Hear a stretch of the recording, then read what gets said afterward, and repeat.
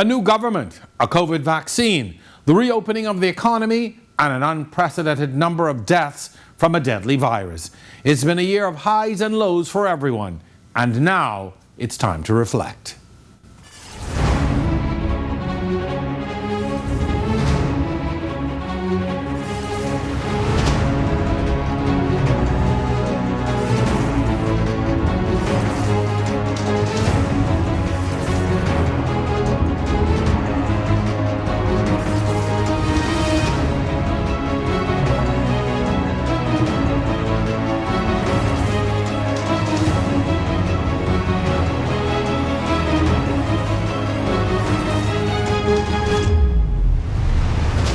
In a few short weeks, we will ring in a new year, but not before reflecting on the past 12 months.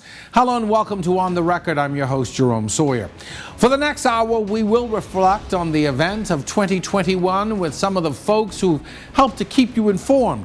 It's our season closer, the Media Year in Review. Stay tuned. Our discussion begins on the other side of this break.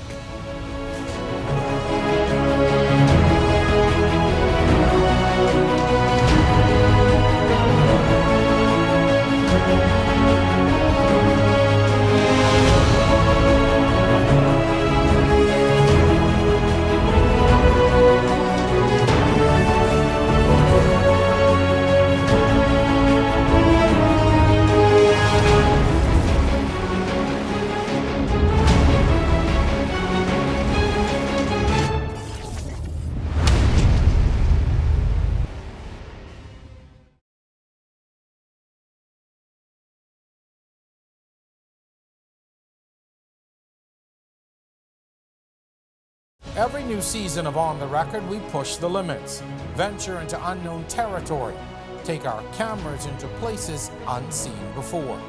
We share the stories and experiences that affect us all. And now it's time for Season 5. On the Record, Thursdays at 8 p.m. on RTV, cable channel 212, and streaming live on Facebook.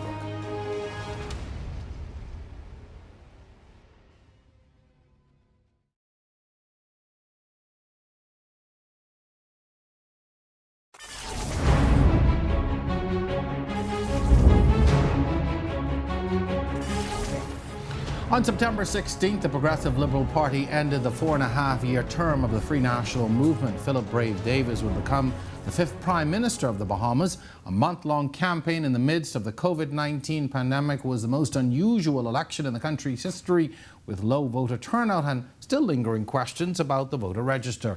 Tonight's season finale, the Media Year in Review. My guests, I'm so happy to welcome Richard Roll, the Tribune senior reporter, and Jasmine Brown, our news reporter. Welcome to On the Record. Thank you for having us. Thank you. Jasmine, you're always in the studio, but welcome to On the Record. In a different format. In a different format. As I said, this is always my favorite show, not just because it's the end of the season, but I'm talking to colleagues. So, of course, the biggest story of the year, by all accounts, the general election. We saw the return of the PLP to government. Philip Brave Davis became Prime Minister. Dr. Hubert Minnis and the FNM lost, went into opposition. We're going to talk about the FNM a little later on. But from where you sat, this was an intense election. We literally had a month of campaigning, and it was crazy.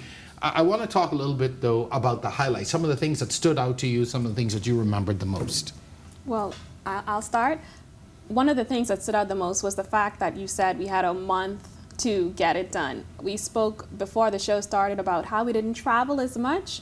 So for a reporter standpoint, you want a full election feel, but it felt very stagnant. A lot of the events that we went to was on the island of New Providence, as opposed to, I remember 2017, 2012, when I covered the election, there were no days off between January to May. There were like trips every 2 days. So it was more relaxed, but it was intense because you had to do more in a shorter period of time, I feel. Yeah, and I feel as though the thing that stood out immediately is that this is an experience unlike anything we've ever had, unlike anything we'll probably ever have again, and also unlike anything other journalists from past generations have gone through. You know what it's like to have an early election during a pandemic, like that. Those are already two things that are extremely rare. I think for me, one of the things that was really interesting was just to see how the parties adjusted to the situation. There was a lot of unpredictability throughout the year because even though we heard rumors that the then Prime Minister, may call an early election, it was still for such a long time very unclear whether he would actually do it. And then there was the question of how prepared are the parties? Have you secured your paraphernalia? You know, have you ensured that all of your candidates are prepared to move forward with an early election? And I think in the case of both the FNM and the PLP, what we saw is that they were pretty prepared for the moment. Now, some within the FNM told me they did not even know when the election was happening. Some within the cabinet, own party, MPs at the time did not know that this election was being called, and so there was a race to get everything done. Do you think, had it gone longer, had this played out to into next year, that we would have gotten more election fatigue? I was tired just talking about it. But had it gone longer, I'm not talking about the result itself, but certainly, do you think the experience would have been different? Well, definitely, because you would have a situation where we would get to know the candidates. I know Rashad said that all the parties were prepared, but at this point, it's still like getting to know who is who in the governing party. Even the elected MPs, you still don't know who a lot of them are. Yeah. Right, and so it's a point where, like I mentioned before, when you travel, you get to know these people on the campaign trail. They have more time to say what their platforms were, what they hope to achieve, and so it feels like a getting to know process post-election. I'm not gonna lie, I've been in this for a very long time. I kind of would have not minded a long process because it's exciting. It comes once every 5 years, and you want to be able to, it's just like a bug, a journalist bug that you get bitten and you just want to get all the action because it's every 5 years. Yeah. Do you think, though, I'm trying to start with you, that this was a major miscalculation on Dr. Minnis's part? It's obvious he lost. But, he was saying that the polls were telling him something different and he felt something different. But obviously there was a huge miscalculation. Yeah, and I believe history will regard it as a miscalculation. My particular view on elections in general is that, as long as the fundamentals of the Bahamian economy are what they've been over the past 10, 15 years, high unemployment rate, not a robust economy, the incumbent party is going to struggle to win. It is an uphill battle for them. Nonetheless, it would have been much easier for party officials to stomach a loss if they knew they went the full 5-year term, if they knew they were able to put in place some of their agenda. And then, you have people who, when their party's in power, they expect to have certain jobs, they have contracts, they want to be there for the full life of that contract. So all of those things were prevented when he went early. And I do believe it was a misstep. No, clearly he lost, so it was clearly a miscalculation. But in the midst of all of this, there is the COVID-19 pandemic that's going on. The death rate was escalating. People were, I think, because we were clearly within the Delta variant at that point. The Delta variant was running rampant. People, I think, were more frightened than they'd ever been.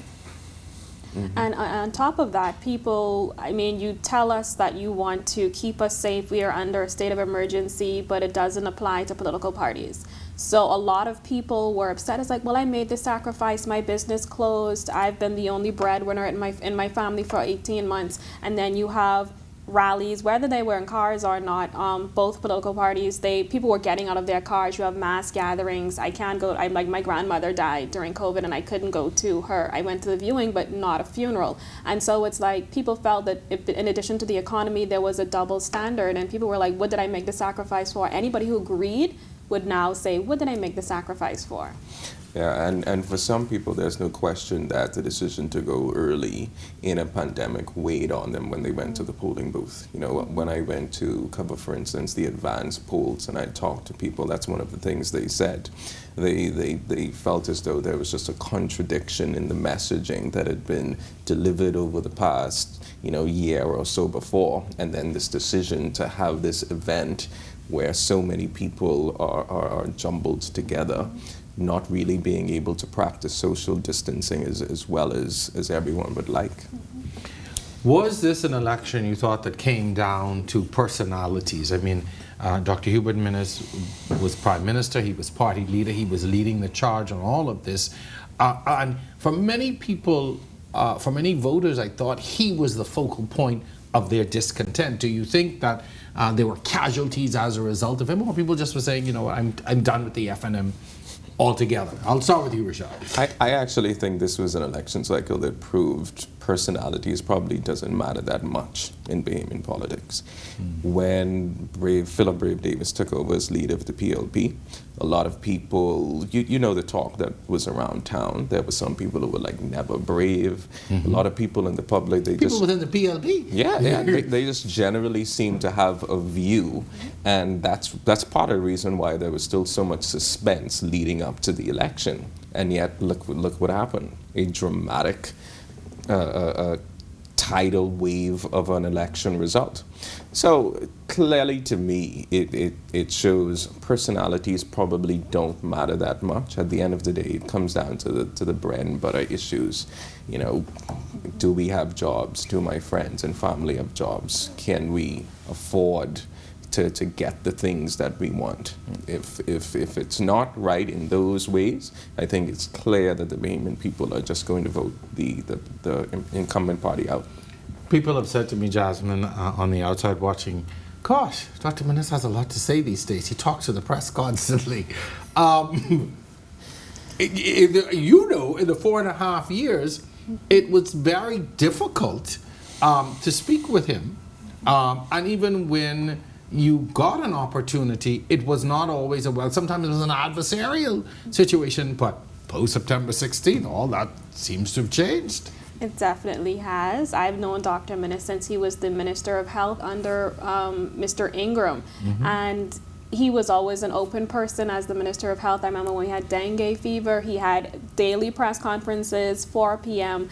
And I get when you become Prime Minister, you don't have that time anymore, but there were promises made to have briefings. And after certain things happened early on in his administration, things changed. It was more, well, I don't have time to speak. I'm not going to speak on this.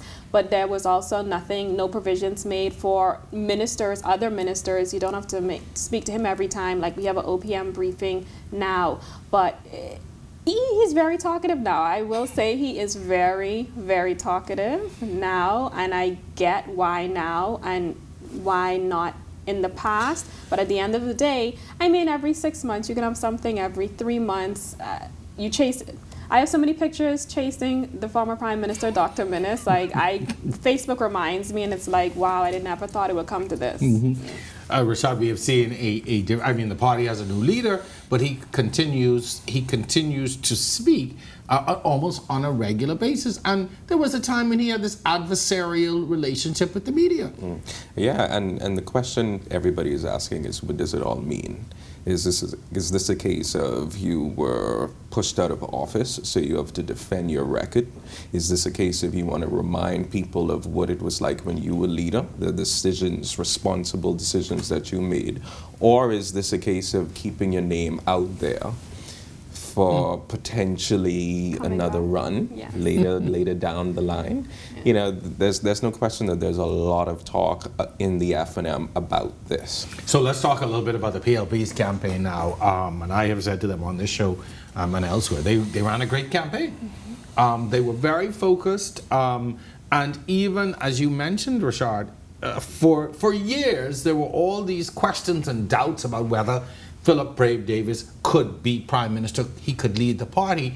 But we saw the emergence of somebody different from what the public had seen or what the perception was or had been put out there.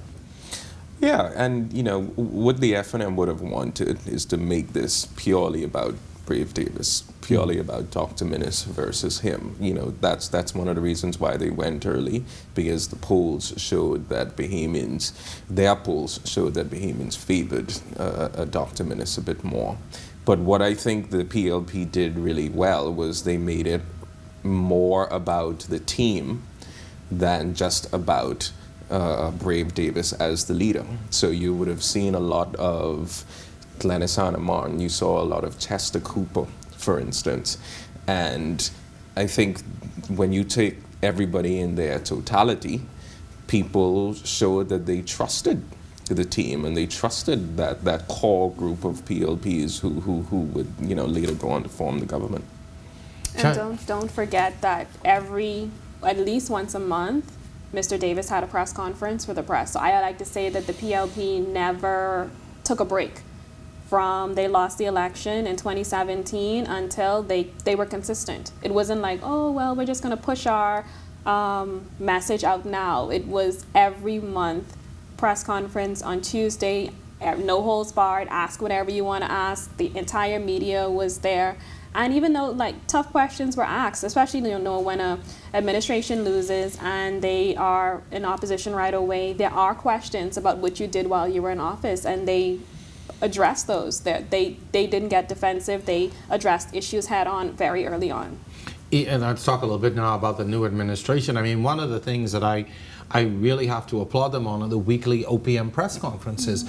They're set up well, they're executed well, it allows you an opportunity to ask questions as opposed to almost ambushing ministers outside of cabinet, which has been a long tradition that seemed to have gotten worse under the last administration. But how has that changed the landscape of reporting, knowing that every week you're going to have an opportunity to get in front of a minister or ministers to ask questions? And they ask you, they do a little survey on who's covering. They ask you to send your questions. A good ambush is still good, because you don't want them to have the question ahead of time and prepare what they're going to say, because you want the truth to come out right away. But it has changed the landscape. I know there was some issues with it being set up, but it actually has helped. Not only is it a guaranteed story on Thursday, but they come with the answers. They try to find out. They come giving you information that you would otherwise not have. Although I do call this the honeymoon period, the first year until something big really kicks off and they have a reason to run. So I'm not disillusioned at this point, because this is I call it the honeymoon phase. So in the midst of the honeymoon, there is the carnival story. that's already started to grow, and there's controversy over the granting of the license and approval, I should say, for the carnival to operate. I'll give you an opportunity to comment. Yeah, so I think the key thing to me in terms of the impact that this particular matter ends up happening is, what is the Ministry of Health ultimately going to decide? Or what is the government going to do? Are they going to revisit their decision not to allow the event to happen? Or are they going to stick to what they did? I believe that just from the stories that we've written, it's quite clear that the public is upset about the matter. They are upset about the way things have been handled. I feel as though they believe that from a communications perspective, they're still unsure how Carnival was able to come into the country, how they were able to set up all of their equipment without getting the final approval. So these next 24, 48 hours, it's going to be really, really, really interesting to see what they do. It certainly will, I think, set a precedence going forward on how these things are handled and the public response and perception. We're at the point of our first break in the show. Again, our season closer. We're talking to the media. It's our year in review. You're watching On the Record. We are back right after this.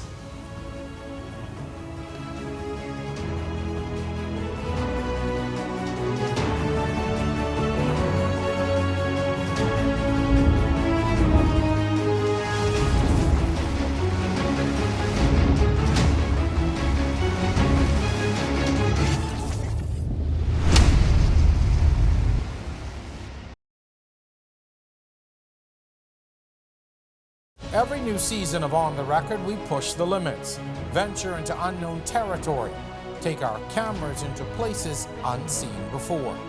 We share the stories and experiences that affect us all. And now it's time for Season 5. On the Record, Thursdays at 8 p.m. on RTV, cable channel 212, and streaming live on Facebook.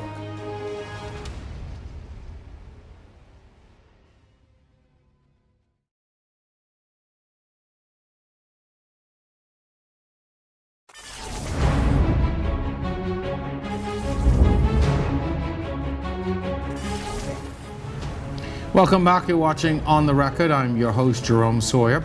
This year, we also saw the arrival of vaccines and the return of tourism and a rebounding local economy. Yet, the pandemic continues. Tonight's topic, Media Year in Review. My guests, Rashad Roll from the Tribune and Jasmine Brown from R News. Early on in the year, the first doses of the COVID-19 vaccines arrived. With it, the hope that we would really move forward in this pandemic and some things would change. We find ourselves almost a year later, still a lot of vaccine hesitation, an incredible amount of deaths occurred this year, but yet there is progress. Hotels are open, tourists are back, the economy is moving forward in many ways. But what do you think are the lessons here? I want to start with the COVID-19 vaccines. What happened? Because to me it seemed the vaccines came with so much hope, and then it was all this hesitancy. Well, I think firstly what happened was the fact that for a very long time we could not get the vaccines that we needed. Despite the fact that we had vaccine hesitancy, there were times where we had to couldn't even get the ones that we paid for. Thank God the U.S. came and donated, so we have more than enough. I think the main problem was when the health minister and even the minister administration basically said, we have the thing for what ails us. So you were relying heavily on just the vaccine. People were starting to party again. People were like, oh, well, we'll be vaccinated. But then you just have like a less than 10% vaccination rate very early on. Mm-hmm. So you started to see things started to open up on the minister administration. You started to see people get the vaccine, but not many people. And then you think that because you just have a jab in the arm, you don't have to wear your mask, you don't have to sanitize, you can go out in groups and things like that. So the messaging for me was wrong, because you should not rely on just one thing, which they learned the hard way later on when we had the third surge or fourth wave, which was worse than any other wave. Mm-hmm. Yeah, and the other issue is that there's just so much misinformation out there, mm-hmm. and you know that's one of the things about living in this particular era. We have so much information at our fingertips. We can find out so much about what we want, but at the end of the day, you have this thing circulating on WhatsApp, this video on YouTube telling you all the bad things about the vaccine that you might otherwise take. And there's no easy solution for how to combat any of that, because people don't trust public officials enough to take their word over something that they might see online. And that's where we're at right now in terms of the vaccine hesitancy, because for us to really be able to move forward and beyond this pandemic, we're going to need people to start taking these jabs.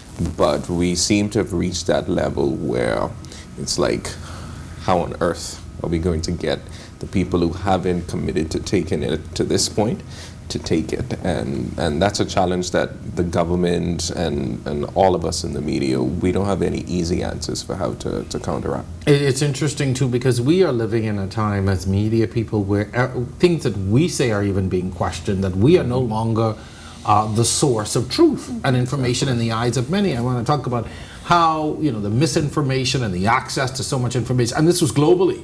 Mm-hmm. So as you know, as the hesitancy was happening globally, and even as the conspiracy theories were happening globally, they were quickly becoming a part of our everyday conversations. How difficult has it become for us as media people to continue to do what we do when we are faced with competing social media, competing other competing sources of information that claim to be credible. It's very difficult, and it's also changing in some respects how we do our jobs. Because, for instance, in the past, we might not be inclined to write stories about rumors that exist out there. Now we find ourselves playing the role of rumor buster.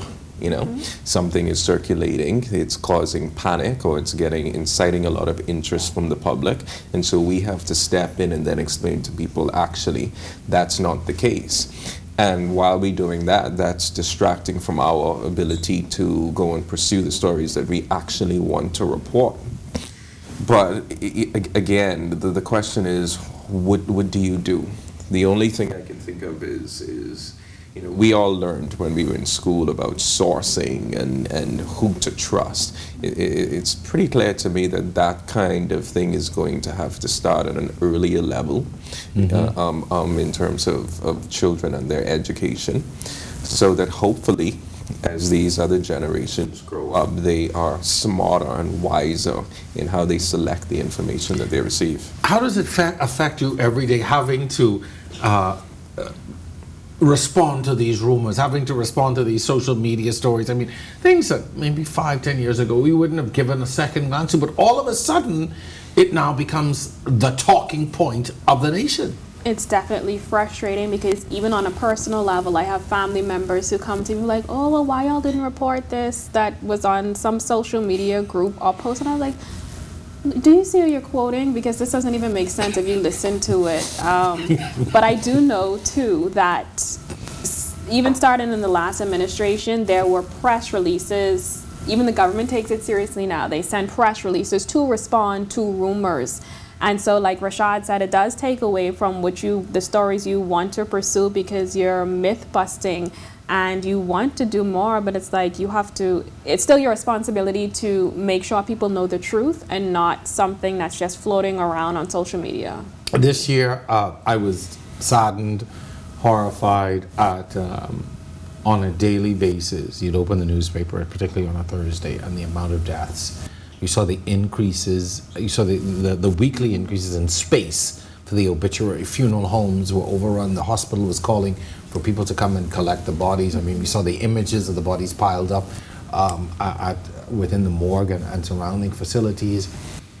Have we started to even come to terms, do you think, with what that all means? We're already a small society, and to have lost so many people and the psychological effect of all, you spoke even about not even being able to properly, bury a grandmother, not able to go to a funeral.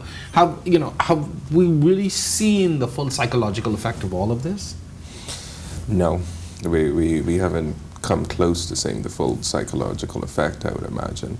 And the effect is very practical in a lot of cases, because you mentioned all the names you would see in the obituary section of the papers. You have children who've become orphaned as consequence of this. You have people who've lost the main breadwinner of the family. And these are the kinds of things, they could dramatically impact your life and change the course that you are setting. So this definitely, as journalists, particularly if we hopefully start to move away from this pandemic, we're going to have to go into these communities and talk to these families and try and figure out just how much this has changed their lives. Can I just say, as a journalist, people think we are robots. We don't have emotions, we don't have families at home.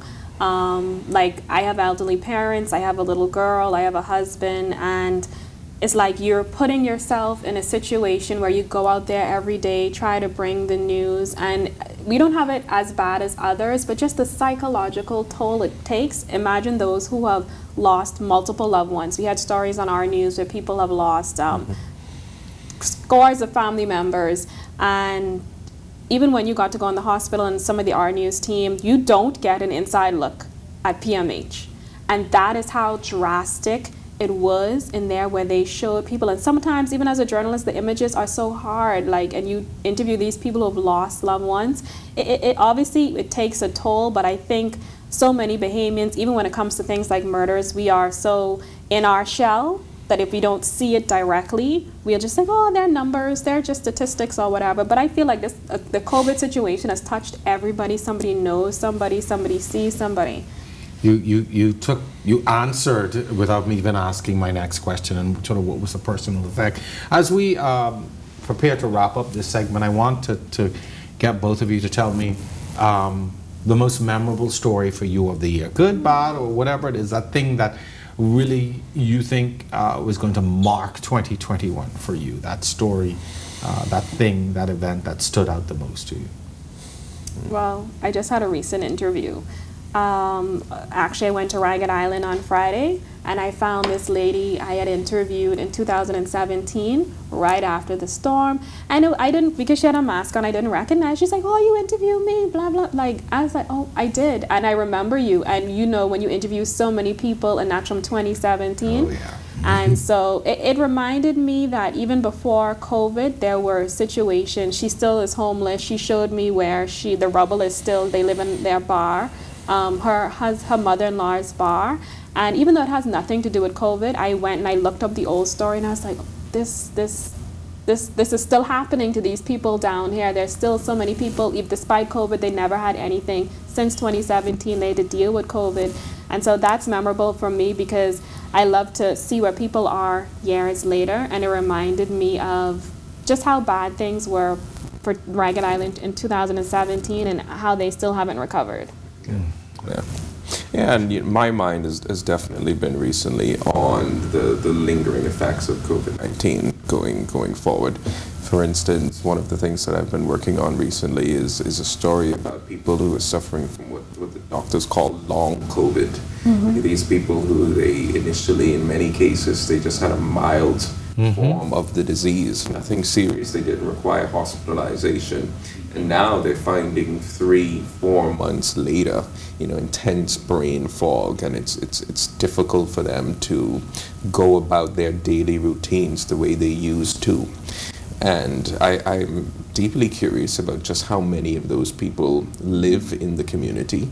I'm curious about just how aware the Bahamian public is about this particular problem, and whether it's the kind of thing that would encourage people to, let me go and get the vaccine. Mm-hmm. But I think that's the kind of thing that stays with me because it's a reminder that we very much still in a pandemic. We still have such a long way to go.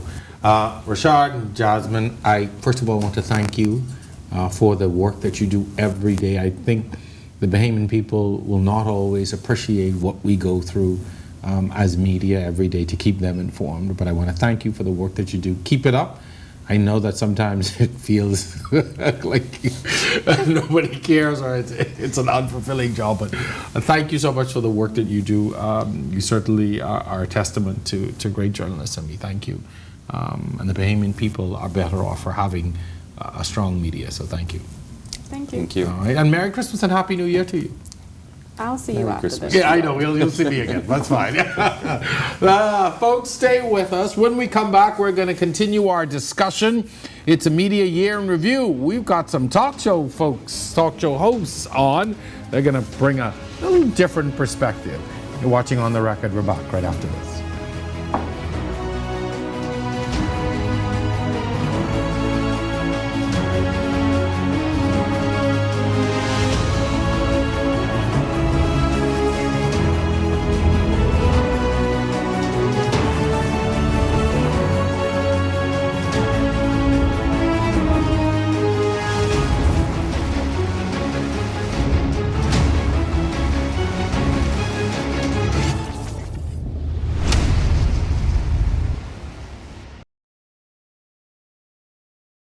Every new season of On the Record, we push the limits, venture into unknown territory, take our cameras into places unseen before.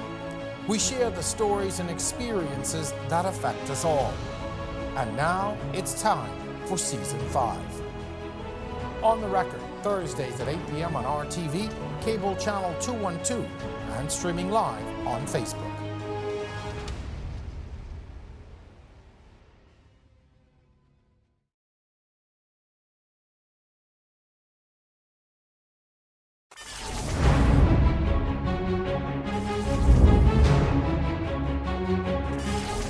This is On the Record. I'm your host, Jerome Sawyer. This year, we witnessed the emergence of a new leader within the Free National Movement, also the emergence of women in the cabinet and leading proceedings in both houses of Parliament.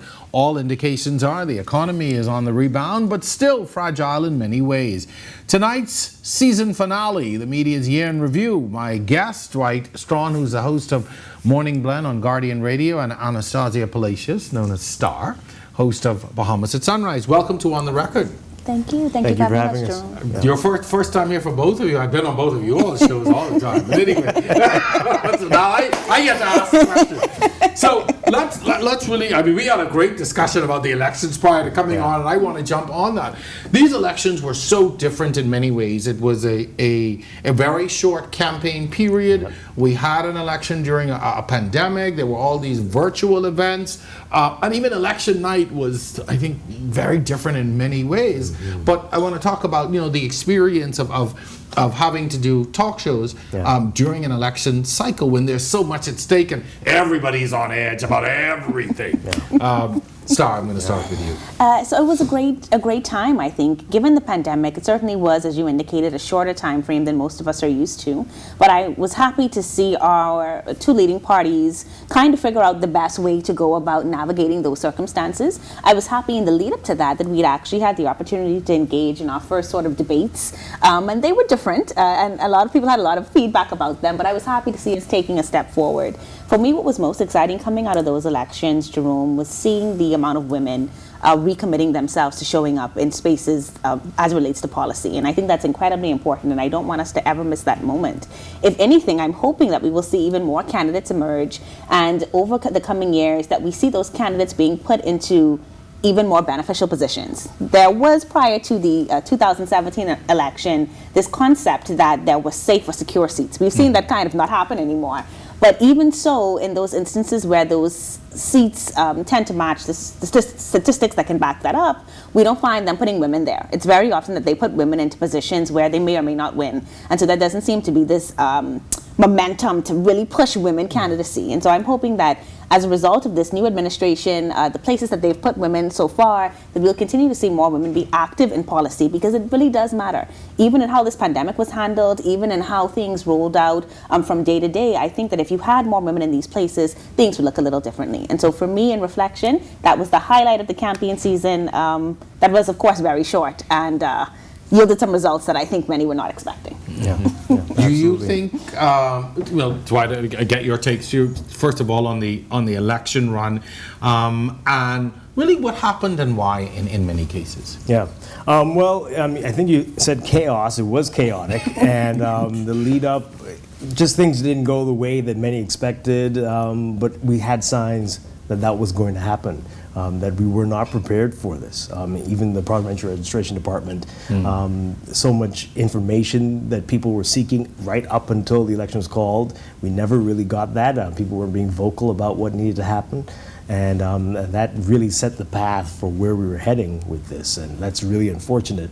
I hear what you're saying, Star, and the optimism, and it's great to be optimistic, but for some reason, I don't really share that. I feel that what was done, what we always do, we say what needs to be said to get what we want.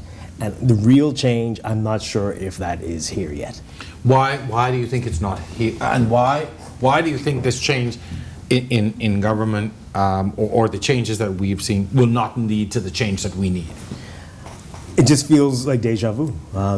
This was said before, right? We had this talk about women before. We've had this number of women, we're close to it before, and yet we had periods where we had one woman in the cabinet. So we have these mountains and these valleys, and I don't see the signs that we get it finally. It's just whatever's going to be convenient for me to say out loud, I'm going to say it, and that's what's going to happen. I don't know, Dwight. I just feel like the difference is, and I am the eternal optimist, so I give myself that, right? So this somebody needs to be. But I think that what we're seeing, one is the citizenry is different. Yeah. And so we are continuing as citizens to be more vocal. And some of this, of course, leads to problems that you talked about earlier in the show with, negative media and false news or whatever. But in many instances, citizens are demanding a bit more from their governments. And I think that what this administration did successfully in the run-up to this very short election was to be more vocal, was to appear in newer spaces, was to be more honest. I saw a recent LinkedIn post, I think, from the Prime Minister talking about judging them on the merit and the work that they do. And those are not the types of conversations that we had before. Yeah. Now, of course, all you need is good PR people, and we're in this space, so we know about good PR. But I think even the approach in that, though, is different. Yeah. And I'm hopeful that if we as citizens continue to stand up for ourselves, to speak up for ourselves, to know what we want, which I think is a challenge, Right. us as a nation knowing what we want, then we might see some differences. Yeah, absolutely. I do want to give the administration some credit, though. You know, in the first 30, 60 days of being in office, there were some things that the Prime Minister and the government did which seemed to really change even the emotional landscape of the country. Yeah. I remember, you know, the lifting of the curfew and the lifting of the emergency orders. And so I remember the night when he signed that. I took a shower and went, oh, I was like, all right. But emotionally, I felt so relieved. I mean, I understood why some things were done, but emotionally, I felt so relieved. It's like the temperature's gone down. Yes. The fever is broken. Yes. And people are a little more relaxed. But let's see how it goes a year from now. How we're doing. You know, most definitely. But encouraging signs, definitely. One of the things that I talked about in the last grouping as well was the fact that they're having the regular OPM press conferences. Right. They brought some structure to that, and that's a positive thing. That's a way forward. And I said it to an F&M the other day. I said, you see what's happening. Oh, well, we can do that, And, but again, it's I'm always concerned that whenever we have a change in government, it's like every side gets amnesia. Oh, yeah. The same issues that you railed against, they still exist, but now the position changes. And then you were in office, but now all of a sudden these problems that were existing that you didn't see as problems suddenly become problems. And the electorate is going, well, what just happened? Right, Yeah. right. We saw that right after the election, former Prime Minister Minnis calling for the Davis administration to remember to keep their promises, how important it is to keep promises. And I'm like, what's happening? He's so talkative. That's what's really catching me. It's like, He's like a talk show. you got stuff to say. But I don't know. It must be fun. It must be fun. So, to steal a phrase, some people around me with this, but there's a new day even within the FNL. There's a new leader. Michael Pintard has been elected a leader, a young, vibrant in many ways leader of the party, but again signaling, I think, a new direction for the party. But they obviously needed that to recover from that substantial loss. But it'll be interesting. I'll start with you, Star, to see sort of what does the FNM now need to do to become relevant again to a lot of Bahamians. Yeah, so I think one of the beautiful things about the FNM is that they've got a very strong party base, it would appear. And what Michael Pintard brings to this grouping, hopefully, is this idea that he can bring the party together again. It's my understanding that after the former administration, there was some divided groups in that organization. That was a reality. I can back you up. That was a reality. And so I believe that when they elected him as leader, they had the hope that he would be able to bring those groups back together. And once your party base is strong, then you have the opportunity to now start to influence the people around you. What we saw different in this 2017 campaign versus this 2021 campaign was a vast difference just in even how they communicated their messaging, right? There was a very unified party front that was really pushing on all grounds back in 2017 that we did not see in 2021. And so just having him there as leader with his charisma, with his ability to talk to the Bahamian public, to engage them, with his ability to use the arts, right? Because we're now shifting into a metaverse world where your ability to engage people beyond the surface one-on-one interaction is going to be important. I think he has it as a leader, and if he's able to put that into the rest of the party to get them revved up and excited, we might see a change of government again 5 years from now. A lot of FNM say, well, our base stayed home. A lot of people didn't. I mean, it was a low voter turnout. Very. But they say, FNM stayed home. Yeah. And so the base is still strong. Yeah. I hear you, Start. I agree. And that will get the base out. But you have to win an election here. You have to do a lot more to win your base. Agreed. You need to get people, other people on board, and that's going to be the biggest challenge for the FNM, right? We can't continue to govern in the moment. We need to have a vision and a clear plan for where we want to see this country in 10, 20 years. And we're not hearing that from our political parties. Like, we need to fix this now, we need to fix that now, get jobs. But where do you see the Bahamas? Do you have a vision for the country in 10, 20 years? And I don't know if we hear that enough from any of them. And that's what the F&M is going to have to do if they want to get some other people other than their base excited to go back to the polls. Speaking of vision, just last week you would have seen the resignation of the DNA leader, Arinthia Kumalafe, which could signal the complete, I don't know, dismantling of the DNA. I don't know what their future is going to be, but I know that there are groups, third-party groups, who want to keep that momentum going. And again, there were so many third-party groups in this last election, but again, very little impact at the polls. I think in some cases they disrupted some things, but collectively there was not that disruption. Right. Yeah. Are we still not ready for that third-party force? And they weren't all that different from each other. Many of them were saying the same thing, and there was very little that separated some of those third-party groups from each other or from the F&M and PLP. The same talk from all of the parties. And that's not going to help anybody, especially the third parties. You participated though in the debate series that they started. Unfortunately, F&M did not agree to be a part of it. But do you think that even at this stage there is room for us to begin those national discussions again, because we get riled up in the months before elections, and we can do this, and they're doing that wrong, and then crickets. Yeah, indeed. So I think that, given the National Debate Series and what it was intended to do, I understand why they attempted to bring it to us when they did, so close to the election. And that's a format that I think I can continue to stand behind. What I would say, and I thought was very interesting about the now current administration, is even after their 2017 loss, they were very consistent in showing up. Right? And so every month they would have a press conference. Now, people might dismiss them, people might not care what they have to say, but they were there. And so I think for anybody that is saying we want to come into leadership, you need to be consistent even from now. What are you doing and how are you showing up? How are you showing up to the Bahamian people? But I will also say to you, Jerome, that from just a political perspective, my background is in political science, and many countries only carry really two big parties, right? Even countries with populations much larger than us. And so I'm not saying to anyone not to be discouraged or not to fight for different beliefs if they are in fact different, but I also think we have to recognize that, as Dwight said, many of our views are still the same. We just have a different vehicle or mode in which we want to have that executed. And so I don't see in the foreseeable future where a third party will be viable. I just don't. I've raised this question on this show many times before. Do we need to put more effort behind advocacy groups? Because a lot of the individuals who align themselves with these third parties were people who were pushing causes or wanted change in particular areas, and it seems, well, maybe the political platform or running for office may not be the answer. Do we need more advocacy groups? Yeah, those people got more done, it seemed, as an advocate. But when they join the party, they get lost in the shuffle, and the message gets blurred, and people don't take you as seriously, it seems. And I definitely agree with that. So one of the things that I'm going to go back to your earlier comment about women in the positions of power. The new speaker has been taking some hits.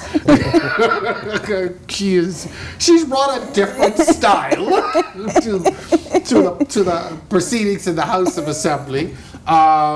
And I see arguments on both sides. I've seen people saying, yes, she needs to be tougher on them, make them behave, and then some people saying, this is not parliamentary behavior.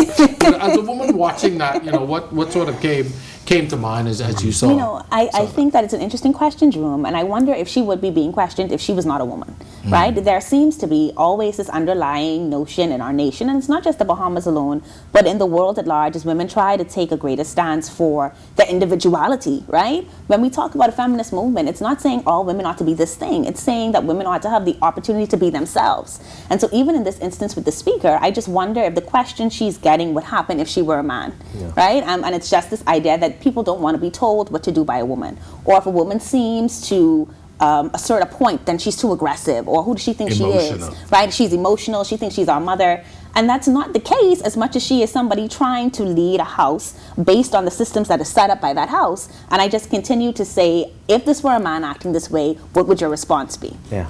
I don't think her actions are any different from Halsey Moultrie, right? And if you look back at some of the tapes with him, he did the same things. So With lots of shenanigans. right. So yeah, I actually, this clearly seems to be because she's a woman. People Yeah, well, we agree on that, and you're right. There she gets, she's taken some hits, but there's a lot of support out there for what she's trying to do. Yeah. We're at the point of our first break in this particular part of the show. Our final segment is still to come. We have lots more to talk about. You're watching our season finale of On the Record. We're back right after this.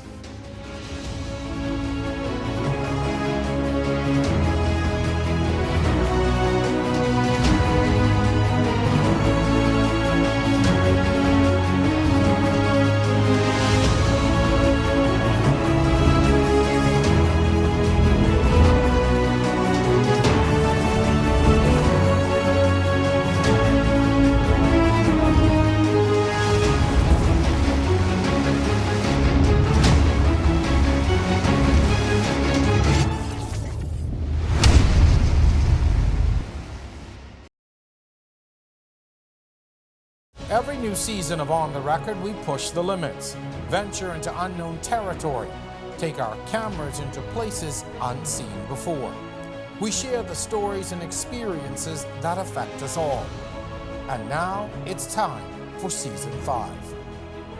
On the Record, Thursdays at 8 p.m. on RTV, cable channel 212, and streaming live on Facebook.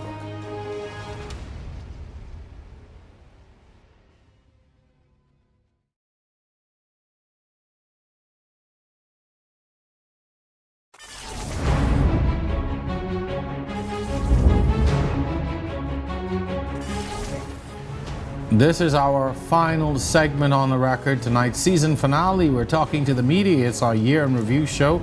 My guest, Dwight Strawn, host of Morning Blend on Guardian Radio, and Anastasia Palacios, also known as Star, host of Bahamas at Sunrise. Folks, this year we've had so many highs and lows.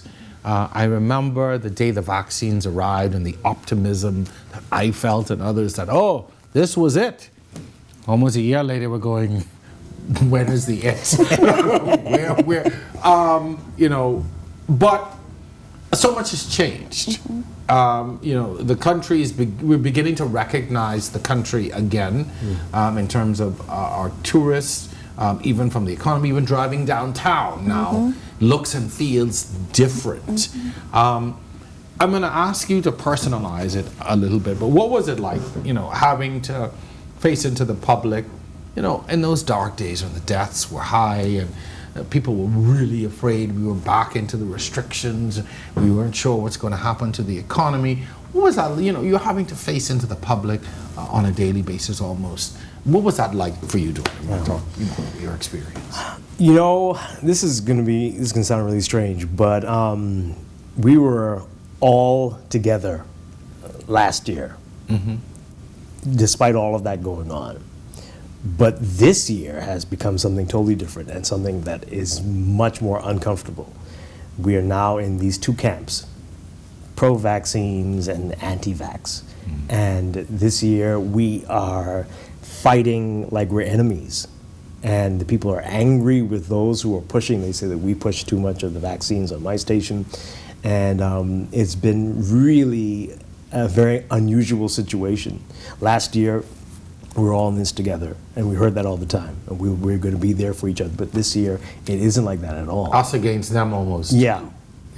Right, and it's terrifying, and it doesn't seem like it's letting up at all. As you said, it doesn't seem to be ending. Every few weeks, booster talk and boosters next year and all that. So it goes on, and the anti-vax people who don't like to be called that will say, you see, this is proof what we were saying all along. And we're drifting further and further apart. And what brought us together last year is diminishing every day, it seems.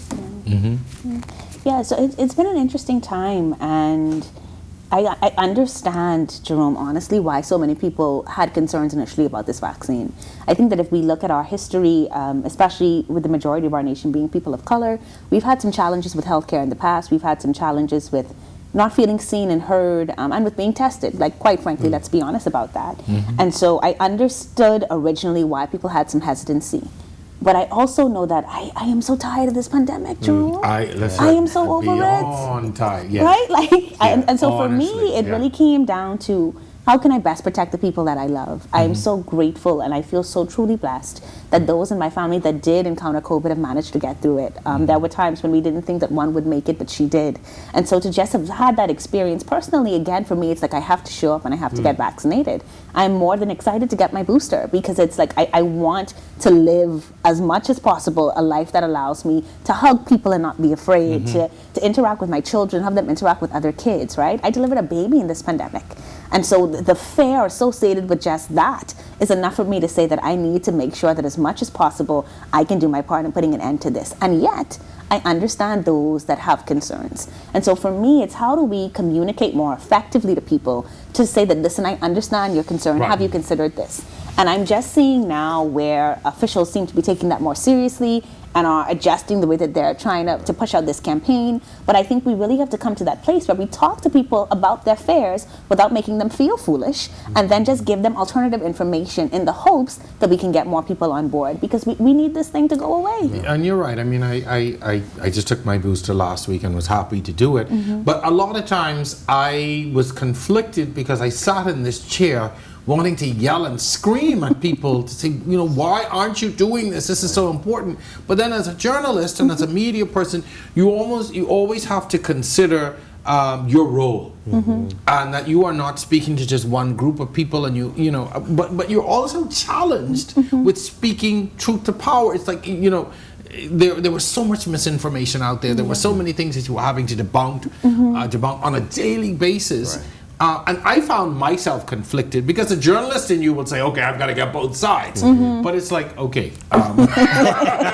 Yeah. Right. No, only a side. it's about But it's empathy. It's Yeah. empathy in how we present information. It's recognizing that people have religious concerns, that people have other health factors, and how then do I address that in a way that makes you realize that I recognize you as your person and I see your concern as valid, but this is also some other information you need to know, and these are other some factors you need to consider.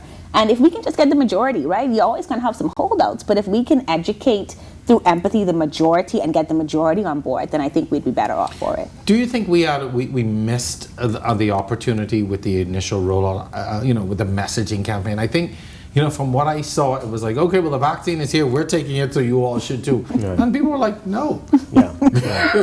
Yeah, clearly, obviously, hindsight is 2020, but yeah, we did miss it, and I don't know how we could have done it differently. It means emerging now that this was a tricky situation, and your time was a very important factor there as well. But I'm not sure how they could have done it differently. I'm going to go out on a limb and say this as well, that people were angry with the you know, then Prime Minister Dr. Minnis and the FNM, and people just said, well, he taking it and I taking it. And I heard some people say, I taking this Minnis vaccine. I thought, what? No, and it was late too. It wasn't. We were behind some others in the region, and so there were so many things going on. Well, and we also, you know, initially didn't open it up to everyone, right? We were very like, this is for this set of people and you can't get it. And the challenge was that you had so many younger people I knew who we were really excited to get this vaccine because we want to travel. Like, that's our life, right? And so we can't move, we upset. And yet it was restricted. And so I think you lost some people there as well. And I just think we have to communicate more effectively. What are the concerns that people are raising about this? Fertility is one. Okay, let's talk about fertility. Let's talk about how many more people are being impacted by becoming infertile because they get COVID, right? But if we're not educating people on their fears and we're just saying, well, take it because I'm smart and I say so, people are going to push back on that. Yeah, but at the same time, there were people saying, why aren't we pushing it toward only those people who are the most vulnerable? So you had a lot of, on both sides, like, no, it shouldn't be for everybody. It needs to be targeted. And so you just couldn't win in the situation. It was It's obvious we didn't have enough to begin with. Right, and that too. And that I think played out, and that was a major issue for that. I want to talk about the economy as well. As we are reopening, and we have, they're talking about rebounding and tourists are coming, and they are. We have now this other variant out there, Omicron. Just this morning they were talking about a possible surge in the U.S. in January. Have we taken our eye off the ball? Clearly, some people have. Right? It's business as usual, as you mentioned. Things are looking like normal, and some people have the fatigue. They are tired of this. They can't take any more. You only live once. I've got to live my life to the fullest. That's the attitude clearly a lot of people have. And I hope we don't pay for this in the next few months, but it's very scary. Yeah. I have to agree with Dwight. I think any scientist, and I am not one, I'm not a doctor, so let me just make that very clear, but we look at the numbers, we saw what was happening in Europe, we knew that it happened here 3 months later, so we can be very clear that a surge is very likely. This is the holidays, people are back to having office parties, people are back to having family gatherings, there are no restrictions, and we missed last year. So traveling everywhere, like every Bohemian at Disney. Yeah. I know this because I wanted to go and I couldn't get a flight back, right? So literally, we are full. But with that being said, I think it's up to the individual to protect yourself, right? If you are vaccinated and you've gotten your booster, you still want to make sure that you're sanitizing, you're wearing your mask. For those who have not, then you really want to make sure that you are, as much as possible, staying away from large crowds. I would just hope that in this period in time, we're doing our best to organize our hospitals effectively, making sure that they have what they need in the event that this fourth surge does come, which is very likely given what we've seen before. Our healthcare system collapsed. Yeah. The deaths were, I think that was the most depressing part for me. Yeah. Watching people die and watching the family suffer, and but again, I'm wondering, did we get the message? Did we get the message effectively? Because I look around and some of the things I see, and I say to myself, this can't be the same set of people who just a few months ago were plagued with numerous deaths within families, neighborhoods, even workplaces. There are people pushing a narrative that these were unhealthy people who got sick and died, and that I'm fine and I'm going to be okay. That's for those people, only a certain percentage get COVID and die. So the rest of us, we're good, and we can live life like how we should, to the fullest. And I missed last year, I'm not going to miss it again, and I'm going to continue to live life to the fullest. And with that type of mentality, we're in trouble. All right, so we are getting to the end of our segment, so I'm going to start with you. What was the most memorable part of this year for you? What's the thing that stood out? Whether it was a story, an event, it could have been a happy story or something tragic, but what is the thing that you're going to associate most with 2021? We win, man. We win. We win everything. We win everything. This was 2021. No, seriously, just congratulations to Stephen Gardner and Shawnee Miller, who I think gave us a much needed boost of excitement and enjoyment at a time when we were going into an election season, at a time when the numbers were incredibly high.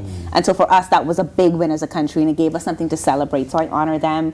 Even now, as we do this show, Jerome, we would have recently placed in the top 10 at Miss Universe, first time ever. And so again, the nation feels like we won something. And so it's a new day.